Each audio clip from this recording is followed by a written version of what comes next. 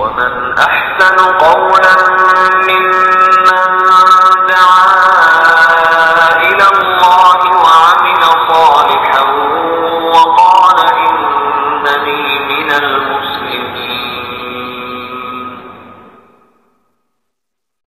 بسم الله الرحمن الرحيم. الحمد لله رب العالمين والصلاة والسلام على أشرف الأنبياء والمرسلين نبينا محمد وعلى آله وأصحابه أجمعين أما بعد. ওয়ালাইকুম আসসালাম ওয়া রাহমাতুল্লাহি ওয়া বারাকাতুহু। সম্মানিত কাজী ইকবাল ভাই, আপনি গ্রিস থেকে প্রশ্ন করেছেন যে আপনি যেখানে থাকেন সেখানে ইহুদি খ্রিস্টান নাসারারা থাকে এবং সেখানে মহিলারা পর্দা করে না, ফ্রি চলে। এখন আপনি এইভাবে কিভাবে আপনাকে নিজেকে হেফাজত করবেন? সর্বপ্রথম যে নিয়ম মুসলমানদের জন্য সেটা হচ্ছে আল্লাহ রাব্বুল আলামিন হারাম করে দিয়েছেন কোন মুসলমান ব্যক্তিকে কুফরি সমাজে বসবাস করা স্থায়ীভাবে। তো কুফরি সমাজে স্থায়ীভাবে বসবাস করা, তাদের নাগরিকত্ব নিয়ে সেখানে দুনিয়ার জন্য, দুনিয়ার সুখ শান্তির জন্য সেখানে থাকা, এটা ইসলামের শরীয়তের বিরোধী কাজ। এবং যারা নাকি দুনিয়ার জন্য কুফরি সমাজে অর্থাৎ কাফের দেশে, পশ্চিমা দেশে থাকবে এবং সেইভাবে তার সন্তুষ্ট হয়ে থাকবে এবং তার এই জন্য তার দিন ইসলাম অনেক বিধিবিধান তার হবে, সঠিকভাবে সে আদায় করতে পারবে না। এই জন্য আল্লাহ তাআলা পবিত্র কোরআনে সূরা নিসার 97 নম্বর আয়াত থেকে 100 নম্বর আয়াত পর্যন্ত 4টা আয়াতে কঠোরভাবে হুমকি দিয়েছেন এবং মৃত্যুর সময় আযাবের ফেরেশতারা তাদের কঠোরভাবে তাদের জান কবজ করবে যারা এরকম কাজ করেছে। কিন্তু যদি কেউ বাধ্যবাধকতা হয়ে যাবে না, এমন বিপদে পড়ে যে সে পারতেছে না, সে বাধ্য হয়ে থাকতে হচ্ছে সেখানে ওই দেশ ছাড়ার এবং কোনোখানে গিয়ে স্থানান্তর হওয়ার, সেখানে গিয়ে প্রতিষ্ঠিত হওয়ার, স্থায়ী বসবাস করার এরকম ধরনের যদি কোনো ব্যবস্থাপনা না থাকে চেষ্টার পরও, তখন সেটা আল্লাহ ক্ষমা করবেন, সে বলে দিয়েছেন। বিদেশে কুফরি সমাজে 7টা কারণে যাওয়া যায়। 1 নম্বর হচ্ছে দাওয়াত দেওয়ার জন্য, দিন ইসলামের তাবলীগ দাওয়াতের জন্য যাওয়া যায়। 2 নম্বর হচ্ছে শিক্ষা গ্রহণের জন্য, ট্রেনিং নেওয়ার জন্য, শিক্ষা গ্রহণের যে কোনো জিনিসের শিক্ষা, ইঞ্জিনিয়ারিং শিক্ষা, মিলিটারি ট্রেনিং, যে কোনো ধরনের শিক্ষা নেওয়ার জন্য। 3 নম্বর হচ্ছে সরকারি কর্মচারী কাজের জন্য, অর্থাৎ সরকারি কর্মচারী হিসেবে সেখানে নির্দিষ্ট টাইমের জন্য সে পাসপোর্ট চাকরি করবে, তারপর দেশে চলে আসবে, এই জন্য যাওয়া অসুবিধা। 4 নম্বর হচ্ছে ব্যবসা বাণিজ্যের জন্য, সাহাবায়ে কেরামরা কাফের দেশে ব্যবসা বাণিজ্য করতে চাইতেন এবং এই ফাঁকে তারা কাফেরদেরকে দাওয়াত দিতেন। 5 নম্বর চিকিৎসার জন্য যাওয়া যায়। 6 নম্বর ভিজিট করার জন্য, দেখার জন্য তাদের অবস্থা, এবং 7 নম্বর যুদ্ধের জন্য যাওয়া যায়।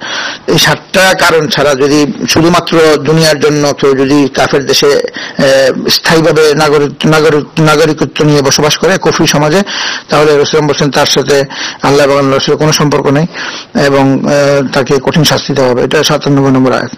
তো কাজেই সর্বপ্রথম চেষ্টা করতে হবে মুসলমানদেরকে যে ইসলামী রাষ্ট্রে থাকা, যেখানে সে ইচ্ছা মতো নামাজ, রোজা, হজ, যাকাত, তারপরে ইসলামের যে বিধিবিধানগুলো সে ফ্রিলি পালন করতে পারে, এই ধরনের পরিবেশে থাকা, এটা মুসলমানদের এই জন্য হিজরত করাটা ফরজ আইন।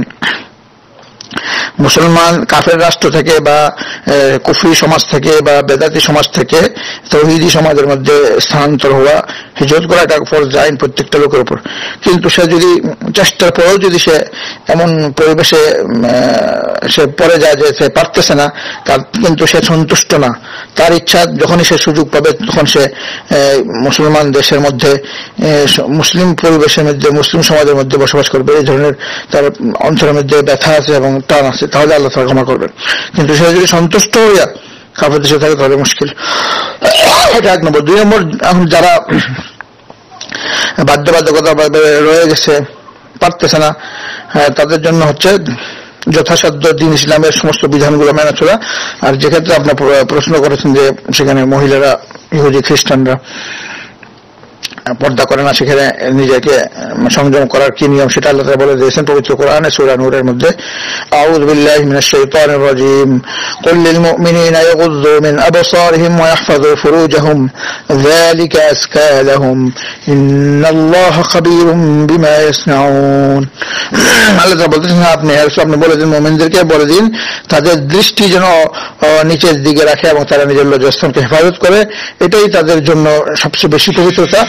তারা যা করে আল্লাহ তাআলা দেখতেছেন, তবে সবসময় দৃষ্টিকে নিচে রাখা, তাদের দিকে না তাকানো, সেটা পুরুষের ক্ষেত্রে, মহিলাদের ক্ষেত্রে। মহিলারাও পুরুষদের দিকে তাকাবে না, মহিলারা পর্দা করে চলবে এবং পুরুষরাও মহিলাদের দিকে তাকাবে না।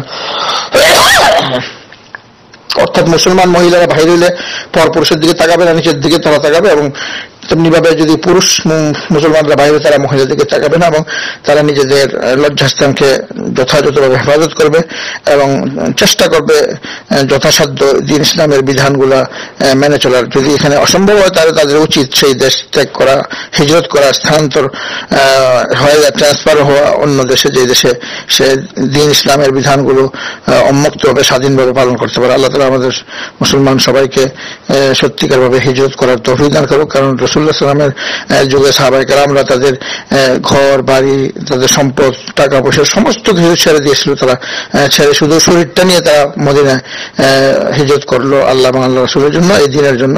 আল্লাহ তাআলা তাদেরকে সেখানে প্রতিষ্ঠিত করেছিল, এই জন্য তারা ক্ষতিগ্রস্ত হয়নি, বরং তারা এত লাভবান হয়েছে যে আল্লাহ তাআলা তাদেরকে দুনিয়াতেই জান্নাতের সুসংবাদ দিয়েছিল। তো আমরা দোয়া করি আল্লাহ রাব্বুল আলামিন সমস্ত মুসলমানদেরকে সেই সাহাবায়ে কেরামদের অনুসরণ করা এবং আল্লাহ এবং আল্লাহ রাসূলকে সবচেয়ে বেশি ভালোবাসা, দিনকে ভালোবাসা, দিনের জন্য দুনিয়া ত্যাগ করা এবং আল্লাহর সন্তুষ্টি অর্জন করার জন্য সকল ধরনের চেষ্টা সাধনা উৎসর্গ করার তৌফিক দান করুক। সাল্লাল্লাহু আলাইহি ওয়া সাল্লাম।